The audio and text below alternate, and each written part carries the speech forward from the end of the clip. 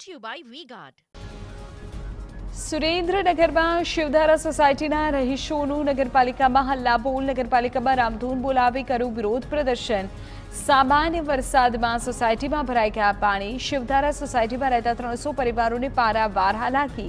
પાણી ભરાવાને લીધે એમ્બ્યુલન્સ પણ સોસાયટીમાં આવવા અસમર્થ. અમરેલી બગસરા નગરપાલિકાના સફાઈ કર્મચારીઓની વિવિધ માંગણીઓનો મામલો. સફાઈ કર્મચારીઓએ આંબેડકરનગરથી પાલિકા સુધી યોજી રેલી. પાલિકા દ્વારા સફાઈ કર્મચારીઓની વિવિધ માંગણીનું નિરાકરણ લાવવામાં આવે તેવી કરાઈ માંગ. બનાસકાંઠાના ડીસાની સરદાર પટેલ શાળામાં યુનિફોર્મને લઈ એનએસયુઆઈની રજૂઆત. શાળાના યુનિફોર્મ એક જ દુકાનેથી મળતા હોવાની ફરિયાદ. વાલી અને વિદ્યાર્થીઓને પડી રહી છે મુશ્કેલી. એનએસયુઆઈના કાર્યકરોએ હુમલો કર્યો હોવાનો પ્રિન્સિપાલનો આક્ષેપ. ભાવનગરના બુદેલ ગ્રામ પંચાયતને 1 મહિનાથી તાળા લાગેલા છે. જાગૃત નાગરિક દ્વારા વિડીયો ઉતારવામાં આવ્યો.